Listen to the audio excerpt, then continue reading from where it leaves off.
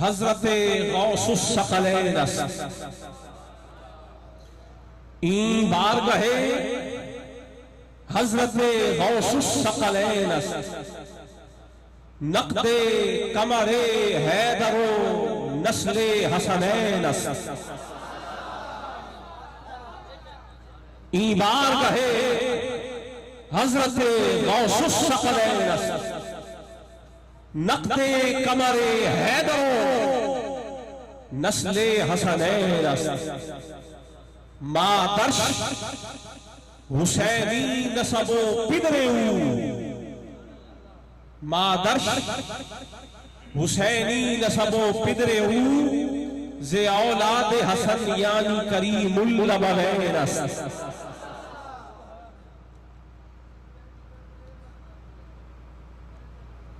काबिल था मैं नार के मुझे जन्नत हुई नसीब काबिल था मैं नार के मुझे जन्नत हुई नसीब इस दर की हाज़िरी से मेरे दिन बदल गए काबिल था मैं नार के मुझे जन्नत हुई नसीब इस दर की हाज़िरी से मेरे दिन बदल गए और जब तक बिके न थे जब तक बिके न थे लफ्ज़ बैत बोल रहा हूं मैं ये बिकना बैत का माना है जब तक बिके न थे तो कोई पूछता न था जब तक बिके न थे तो कोई पूछता न था ऐ शहंशाह बगदाद तुमने खरीद कर हमें अनमोल कर दिया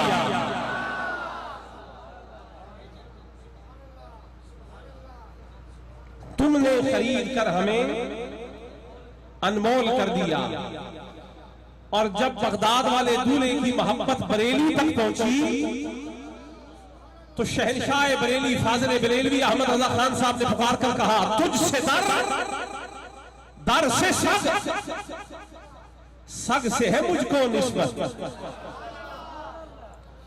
तुझसे दर से सग से है मुझको निस्बत मेरी गर्दन में भी है दूर का पट्टा तेरा तुझसे दर से सग से है मुझको निस्बत मेरी गर्दन में भी है दूर का पट्टा तेरा तेरे दरबार में लाता है रजा उसको शफी तेरे दरबार में लाता है रजा उसको शफी जो मेरा गौस है और लाडला बेटा तेरा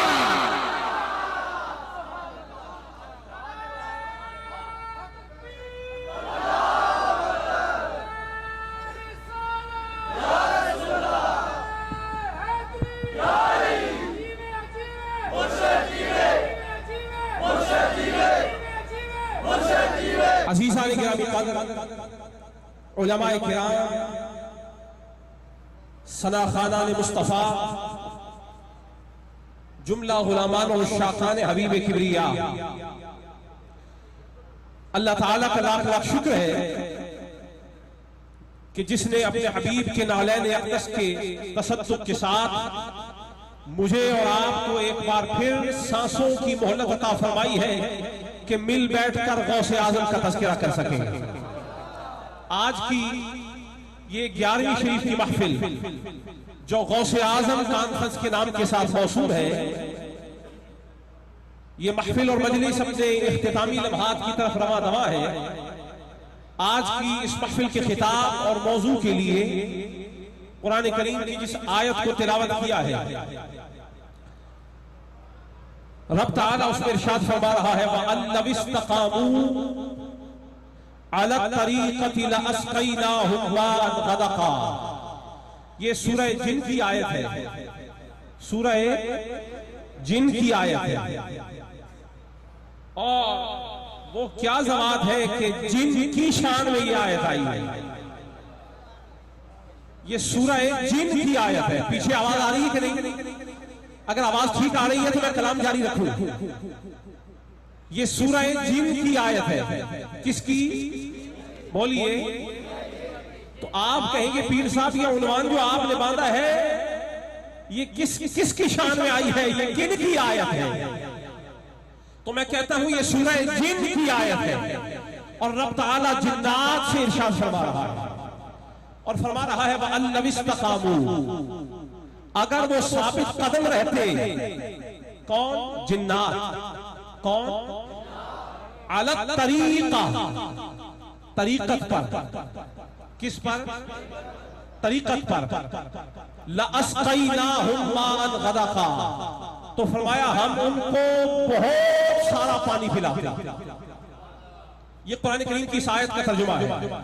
अब इस पर नूरानी हाशिया चढ़ाना है, लाहौर में बैठना है और निगाहें गुंबद खजरा पर जमाना है और इल्तिजा लगानी है मुस्तफा से कि हुजूर हम आपकी बारगाह में गौसे आजम का वसीला लेके आए हैं और आज 11वीं शरीफ मनाने आए हैं। सरकार आज कोई खाली न जाए, जो भी अब्दुल कादिर जीलानी का होकर आया है उसकी झोली भर कर चली जाए।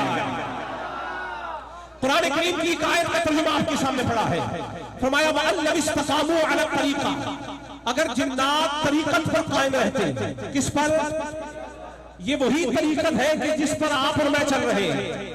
सारे कुरान को छान लीजिए, लफ्ज़ तरीकत आपको कहीं और नहीं मिलेगा। पूरे कुरान में से तरीकत एक ही जगह मिलता है जो सूरह जिन में से मिलता है। तो चूंकि आप भी तरीकत वाले हैं, मैं भी तरीकत वाला हूं और जिस जात का जिक्र कर रहे हैं वो गौसे आज़म तरीकत के इमाम है, तरीकत के शहंशाह है, वो तरीकत के ताजदार है, वो तरीकत के सरदार है। तो तरीकत वालों की मजलिस में मैं तरीकत वाली आयत लेके आया हूं। रब ताला फरमा रहा है अगर जिन्नात तरीकत पर चलते रहते, अगर जिन्नात, बोलिए, तो मौला फिर क्या होता? फरमाया मैं उनको बहुत सारा पानी पिलाता। लअस्क़ैनाहुम, हम उनको बहुत सारा पानी पिलाते, हम उनको बहुत सारा पानी पिलाते। अब यहाँ सवाल ये पैदा होता है, तरीकत तो बहुत बड़ी बात है, ये जहाने बातिन का नाम है, ये पोशीदा जहां का नाम है, ये पिन्हा जहां का नाम है। जहां दो है, एक जहाने जाहिर, एक जहाने बातिन, एक इल्मे जाहिर, एक इल्मे बातिन, एक वो जहां जो नजर आता है, एक वो जहां जो नजर नहीं आता। वो जहां जो नजर आता है यहाँ तक तो हर एक की रसाई है, वो जहां जो नजर नहीं आता वहां किसी किसी की रसाई है। तो मौला इतना मुश्किल जहां के जहां हर एक की रसाई ना हो तो कोई उस रास्ते पे चलने लगे तो तू फरमाता है कि मैं उसको बहुत सारा पानी पिलाऊंगा। मौला तेरी और नेमतें भी है, तू पानी ही क्यों पिला रहा है, कोई और नेमत क्यों नहीं देता? ये पानी क्यों पिला रहा है, कोई और नेमत क्यों नहीं देता? तो फरमाया सुनो, मेरे कुरान में लिखा हुआ है, जरा गौर से पढ़ो। हमने हर चीज को पानी से जिंदा किया है। वजअलना मिनल माइ कुल्ल शैइन हय, हमने हर शय को पानी से जिंदा किया है। पानी से हम जिंदगी पैदा करते हैं, जिस शय को हम जिंदा करना चाहते हैं उसे पानी से जिंदा कर देते हैं। तो फरमाया जो तरीकत के रास्ते पर चले हम उसे पानी पिलाएंगे। तो फरमाया पानी से जिंदगी मिलती है, पानी से हयात मिलती है, मुर्दा हयात में बदल जाता है। तो फरमाया हम तरीकत वालों को पानी पिलाएंगे। फरमाया जब कोई मर जाए और वो चाहता हो कि उसको जिंदगी मिल जाए, वो तरीकत वालों के पास आ जाए, वो वलियों के पास आ जाए। जिसका दिल मुर्दा हो जाएगा वलियों की बारगाह में आगे जिंदा हो जाएगा।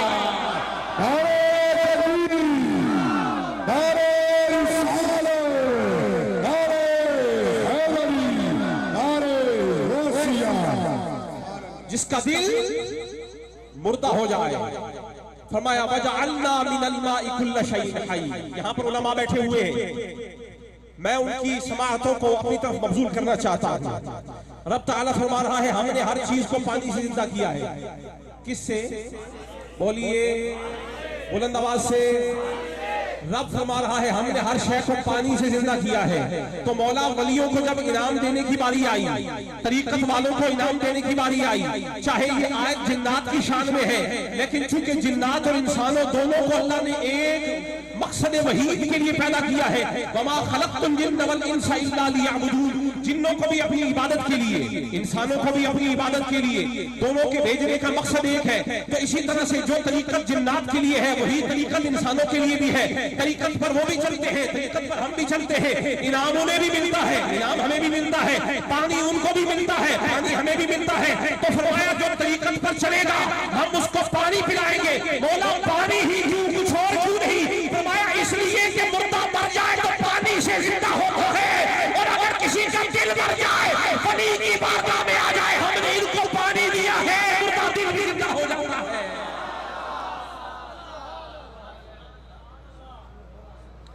मुर्दा दिल भी जिंदा हो जाता है। बास लोग समझ रहे हैं कि शायद नलके वाला पानी, मैं तो कहता हूं आंखों वाला पानी। जिसकी अकल की जहां तक रसाई है वो वहीं तक सोचता है, जिसकी अकल की जहां तक रसाई है वो वहीं तक सोचता है। वो कहते हैं ना मुल्ला की दौड़ मसीती तक, मुल्ला की दौड़ मसीती तक और दीवाने की दौड़ मदीने तक,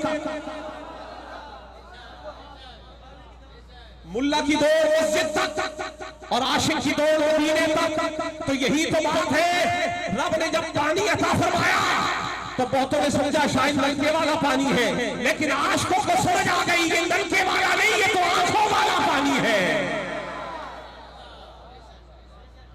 जो मोहब्बत महबूब में कभी आंखों से बाहर करता है, जो अपने महबूब की मोहब्बत में बेइख्तियार आंखों से उमड़ पड़ता है, ये वो चश्मा है जो दिलों से निकला करता है।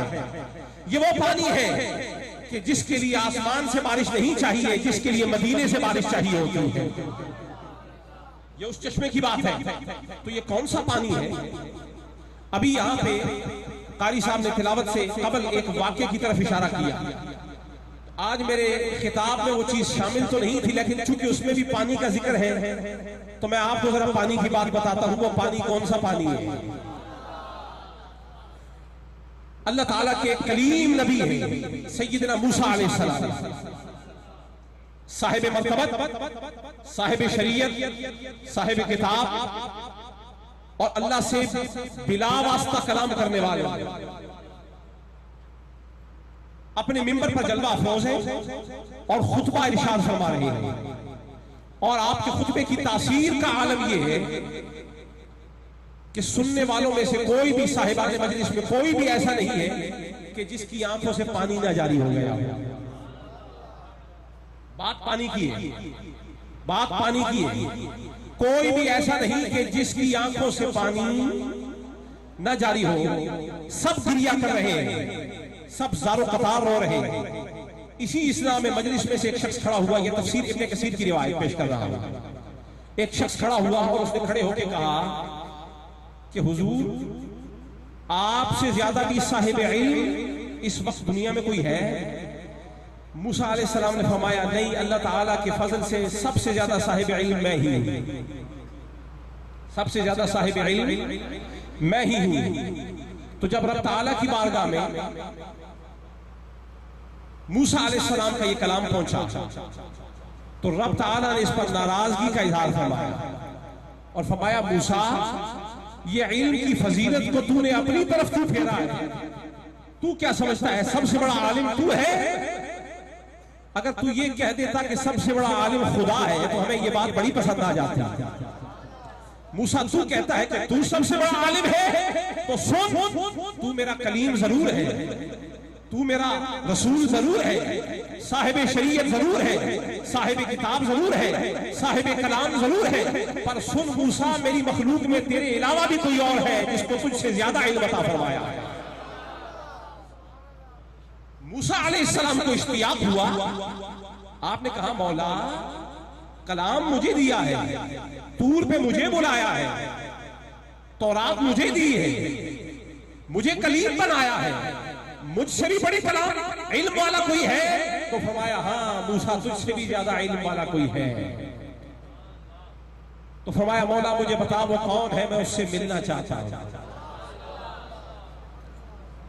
रब ताला ने नाम नहीं बताया, क्या नाम नहीं बताया, अल्लाह ने हुल्लिया बता दिया और फरमाया मूसा वो एक है जो मेरा दोस्त है, अगर तू चाहता है ना कि तू उस अपने से बड़े इल्म वाले से मुलाकात करे तो तुझे दो निशानियां बतलाते हैं।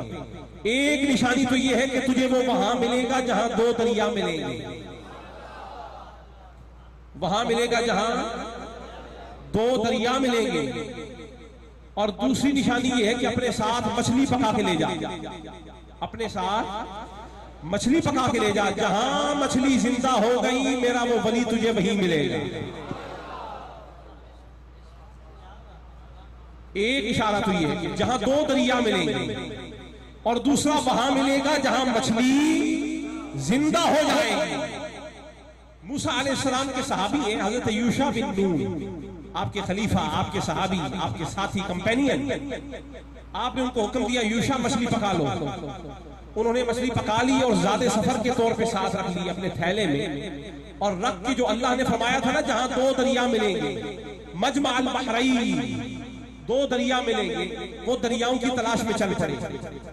चलते चलते चलते चलते मूसा अलैहिस्सलाम और हजरत यूशा बिन नून वो एक जगह पर पहुंचे, और वहां पे उन पे थकावट के आसार नमूदार हुए, और उन पर गलूदगी आने लगी। तो एक पत्थर पे सर रख के सो गए। और इत्तेफाक की बात है कि जिस जगह पत्थर पे सर रख के सोए यही वो जगह थी जहां दो दरिया मिल रहे थे। अभी खबर नहीं हुई, अल्लाह की तदबीर है ना, ये रब की तदबीर है। अभी खबर नहीं हुई कि हम उस जगह पहुंच गए हैं जहां रब ने पहुंचाना था। सर रखा, चट्टान पे सर रख के सो गए। सोने के बाद फिर अपने सफर को इख्तियार किया, अपने सामान को उठाया और चल पड़े। जब कुछ आगे गए तो सैयदना मूसा अलैहिस्सलाम ने हजरत यूशा से फरमाया, यूशा कुछ भूख लग रही है, वो जो मछली पका के लाए थे वो सामान में से निकालो ताकि हम कुछ खाएं। हजरत यूशा बिन नून ने थैला खोला तो देखा उसमें मछली नहीं थी, और मूसा अलैहिस्सलाम से कहा, ऐ अल्लाह के नबी, मुझे याद आ गया वो जिस जगह पर चट्टान पे हम सर रख के सो गए थे ना, वहीं पर दो दरिया मिल गए थे, और मुझे शैतान ने भुला लिया कि उसी जगह पर वो मछली थैले से जिंदा होकर निकल गई और पानी में गायब हो गई थी। तो मूसा अलैहिस्सलाम ने फरमाया, यूशा ज़ालिका मा कुन्ना नबगी, यही तो वो जगह थी जिसकी तलाश में हम इतनी दूर से आए थे। फरमाया चलो फतद्दाअना आसारिहिमा क़ससा। मूसा अलैहिस्सलाम ने फरमाया चलो पीछे वापस को लौटो अपने कदमों के निशानों पर, वही जगह है जिसके लिए हम निकले थे। जब वापस उसी जगह पहुंचे तो जब वहां पहुंचे तो वो जिस अहले इल्म से मिलने निकले थे ना, वो वली हजरत खिज़र अलैहिस्सलाम मिल गए।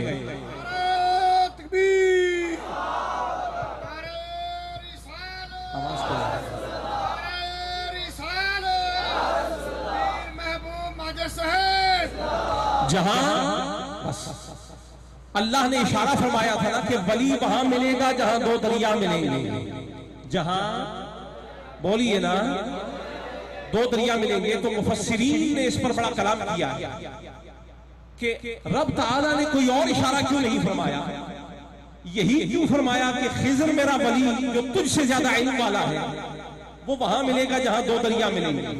खुदा ने ये क्यों नहीं फरमाया कि वो वहां मिलेगा जहां पर बड़े घने दरख्त मिलेंगे, वो वहां मिलेगा जहां पर तुझे बहुत सारे फलों से लदे हुए दरख्त मिलेंगे, वो वहां मिलेगा जहां तुझे दो पहाड़ मिलते हुए नजर आएंगे। नहीं, खुदा ने कोई और इशारा नहीं फरमाया। फरमाया मेरा वली खिज़र तुझे उधर मिलेगा जहां दो दरिया मिलेंगे। तवज्जो रखिएगा, जहां दो दरिया मिलेंगे। इस पर मुफस्सिरीन ने कलाम किया है, और कलाम करने के बाद वो इस नतीजे पर पहुंचे चूंकि मूसा अलैहिस्सलाम अल्लाह के नबी है और हजरत खिज़र अल्लाह के वली है। वो नबी नहीं है, वो अल्लाह के वली है। अलग बात है कि उनके पास अल्लाह का इल्म लदुन्नी जरूर आया है, लेकिन ये कौन मुख्तार है कि वो अल्लाह के वली है। उम्मत का इजमा है इस पे। तो मूसा अलैहिस्सलाम को हजरत खिज़र जिस जगह मिले वहां दो दरिया मिले थे। तो ये दो दरिया वाली जगह पे खिज़र अलैहिस्सलाम क्यों मिले, यहां पर मुफस्सिरीन ने फरमाया है उसकी वजह ये है कि अल्लाह का वली वहां मिलता है कि जहां दरियाए शरीयत, दरियाए तरीकत दोनों मिल जाएं, वली वहां मिला करता है। जहां दरियाए शरीयत और दरियाए तरीकत जमा हो जाए, मजमअल बहरैन, जहां दो दरिया जमा हो जाए, दरियाए शरीयत और दरियाए तरीकत जिस जगह पर जमा हो जाए, अल्लाह के वली का कयाम वही हुआ करता है। मालूम ये हुआ, नस्स कुरान ने बताया है, अल्लाह का वली वो होता है कि जिसकी बारगाह में चले जाओ तो वहां से फैजान शरीयत का भी मिलता हो, और उसकी बारगाह में चले जाओ तो फैजान तरीकत का भी मिलता हो। उसके दर पे आने वाला न शरीयत से महरूम रहता हो, न तरीकत से महरूम रहता हो।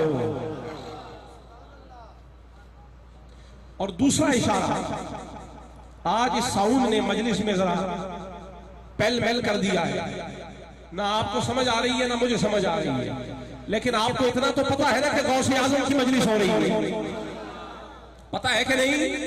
बोलिए। तो इसलिए जरा अपनी समाअतों को जगाकर अपने सर के कानों को बेशक बंद कर ले, जरा दिल के कानों को खोल कर, सुभान अल्लाह। दूसरी निशानी फरमाया, वली वहां मिलेगा जहां पर मछली जिंदा हो जाएगी, जहां पर मछली जिंदा हो जाएगी। ये क्यों? यही तो बात है कि जो माअन गदा का में मैंने कहा है, फरमाया ना वजअलना मिनल माइ कुल्ल शैइन हई, हमने हर चीज को पानी से जिंदा कर दिया है। तो वहां पर दो पानी मिल रहे थे, फरमाया जहां पे दो पानी मिलेंगे वहां मछली जिंदा हो जाएगी, वहां मेरा वली खिजर मिलेगा, और जहां खिजर मिलेगा वहां मछली जिंदा हो जाएगी। तो जिधर खिजर मिलेगा मछली उधर क्यों जिंदा हो जाएगी? फरमाया इसकी वजह यह है, जिधर वली रहता हो वहां मुर्दा भी जिंदा हो जाया करता है। जिस जगह वली रहता हो उस जगह की फजाओं में ये बरकत आ जाती है, उसकी हवाओं में ये बरकत आ जाती है। जहां वली सांस लेता हो और जहां वली का कयाम हो, उस जगह की आजमत ये होती है कि मुर्दा भी जिंदा हो जाया करता है, वहां मुर्दा भी जिंदा हो जाया करता है। अब यहां तक तो आपको मैं कुरान करीम से सफर करवाता हुआ ले आया। अब आइए जरा हदीस शरीफ से पूछते हैं कि ये कौन सा पानी है जो तरीकत वालों को मिलता है? ये कौन सा पानी है जो तरीकत वालों को मिलता है? यहाँ बाज लोग कहेंगे जी पीर साहब आपने गौसे आजम की शान की मजलिस है, यहाँ हमारे उलमा की आदत होती है ना थोड़े से कुसक जाते हैं, जब जरा नया अंदाज का मौजू मिलता है ना कुसक पड़ते हैं। ये कौन सी बात कर रहे हैं? ये किधर से साबित है? ये कौन सी तफसीर है? ये कहां से साबित है? आओ बताता हूं। कुरान समझ नहीं आता जब तक मदीने वाला समझ ना आए। अब वो किसी ने कहा ना, बे-इश्क़ मोहम्मद, बे-इश्क़ मोहम्मद जो पढ़ाते हैं बुखारी, बे-इश्क़ मोहम्मद जो पढ़ाते हैं बुखारी, आता है बुखार उनको बुखारी नहीं आती, आता है बुखार उनको बुखारी नहीं आती। तो ये कुरान करीम की इस आयत की जो तफसीर मैं कर रहा हूं उसके लिए हदीस पेश करने लगा हूं, सुनिए। और ये हदीस शरीफ बुखारी शरीफ के अंदर है और किताब तौहीद में है। कौन सी किताब है? बोलिए, किताब तौहीद। और ये रिवायत हजरत अबू सईद खुदरी से, अनिन नबी सल्लल्लाहु अलैहि वसल्लम, हजरत अबू सईद खुदरी हुजूर से इरशाद फरमा रहे हैं, रिवायत कर रहे हैं, काला काला रसूलुल्लाह सल्लल्लाहु अलैहि वसल्लम फमा अंतुम बि अशद्द ली मुनाशदतन फिल हक़, फरमाया तुम में से कोई मुझसे हक बात में इतना सख्त मुजादला नहीं करता, इतनी सख्त गुफ्तगू नहीं करता। क़द तबय्यन लकुम मिनल मुमिन यौमइज़िन लिल जब्बार व इज़ा रअऊ अन्नहुम क़द नजऊ फी इख़वानिहिम, फरमाया जब किसी के ऊपर हक आश्कार हो जाए कि ये उसका हक है, तो उस हक को जतलाने के लिए मुझसे कोई इतनी सख्त बहस नहीं करता जितनी सख्त बहस क़यामत के दिन मोमिन अल्लाह से करेंगे। जितनी सख्त बहस क़यामत के दिन मोमिन पीछे आवाज आ रही कि नहीं आ रही? मैं ऐसे खिताब नहीं करूंगा, अगर पीछे आवाज आएगी तो मैं बात जारी रखूंगा। आवाज आ रही कि नहीं आ रही है? बात समझ आ रही कि नहीं? हुजूर की हदीस पेश कर रहा हूं। हजरत अबू सईद खुदरी फरमाते हैं कि हुजूर ने फरमाया कोई शख्स मुझसे इतनी सख्त बहस नहीं करता जितनी सख्त बहस कयामत के दिन मोमिन अपने मोमिन भाइयों के लिए करेंगे अल्लाह से। है किसी की जरूरत खुदा से बहस करने की? जी लेकिन हदीस बता रही है कि क़यामत के दिन मोमिन अल्लाह से बहस करेंगे, मुजादला करेंगे, गुफ्तगू करेंगे और सख्त गुफ्तगू करेंगे। कब? जब उन्हें पता चल जाएगा कि हमें जन्नत भेज दिया गया। कद नजाऊ, जब वो नजात पा जाएंगे, फी इख्वानिहिम, अपने भाइयों के हक में, मुसलमान भाइयों के हक में। कौन से?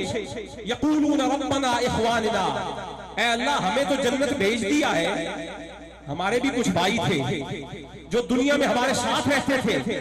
कानू युसल्लूना माना, वो हमारे साथ मिलकर नमाजें पढ़ा करते थे।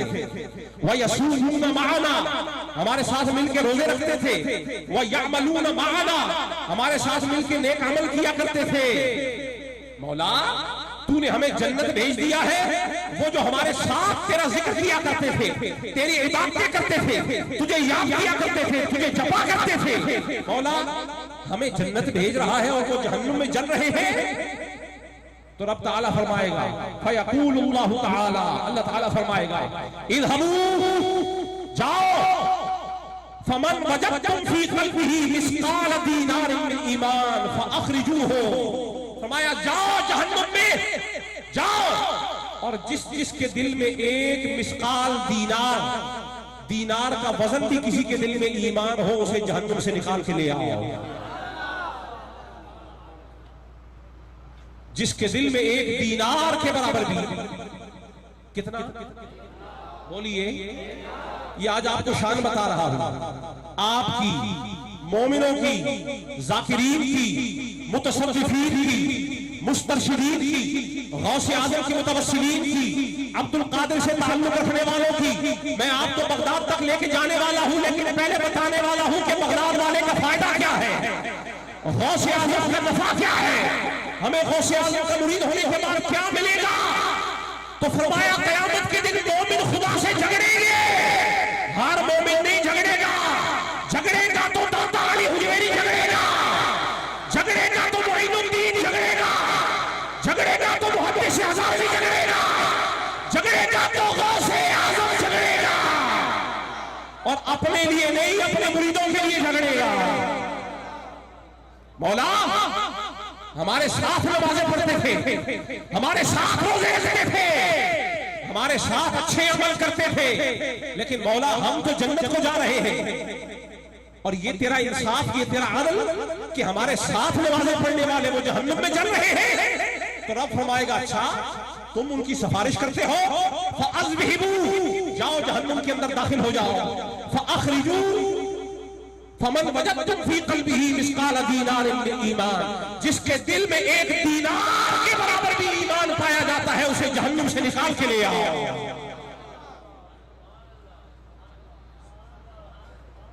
बात समझ आ रही कि नहीं? समझ आ रही कि नहीं? आगे सुनिए, अभी बात खत्म नहीं हुई, इसलिए कि उस दिन जो अदालत लगी है ना, वो करीम रब की अदालत लगी हुई है। पहले तो मोमिनों ने झगड़ा किया ना कि मौला हमारे साथियों को हमारे साथ भेज, बस इतना उन्होंने कहा था। अब आगे खुदा का इंसाफ देखो, अब आगे रब का अदल देखो। मोमिन वली खुदा से झगड़ रहे हैं अपने मोमिन भाइयों के लिए। जब झगड़े तो खुदा ने फरमाया, जिसके दिल में एक दीनार के बराबर भी ईमान है, उसे जहन्नुम से निकाल के ले आओ। जब वो जाएंगे, सुम्मा याऊदून, फिर वो वापस लौटेंगे, फयक़ूल, और वो कहेंगे, रब ताला फरमाएगा, फयक़ूल इज़हबू, वापस आ गए हो, जाओ दोबारा। क्या फरमाएगा? बोलिए, जाओ दोबारा। फमन वजदतुम फी क़ल्बिही मिस्क़ाल निस्फ़ि दीनारिन फ़अख़रिजूहु, फरमाया पहले तो ये कहा था कि जिसके दिल में एक दीनार के बराबर भी ईमान हो, उसे निकाल के ले आओ। अब सुनो, तुम वली हो, अपने साथियों के लिए झगड़ते हो, जाओ जहन्नुम में दोबारा। जिसके दिल में आधा दीनार भी ईमान है, उसे भी निकाल के ले आओ।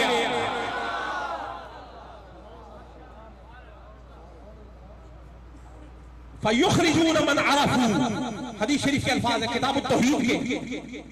फयुख़रिजून मन अरफ़ू, वो निकाल के ले आएंगे जिस जिसको जानते होंगे, वो निकाल के ले आएंगे जिस जिसको। बोलिए, सुनियो, बोलो। सुम्मा याऊद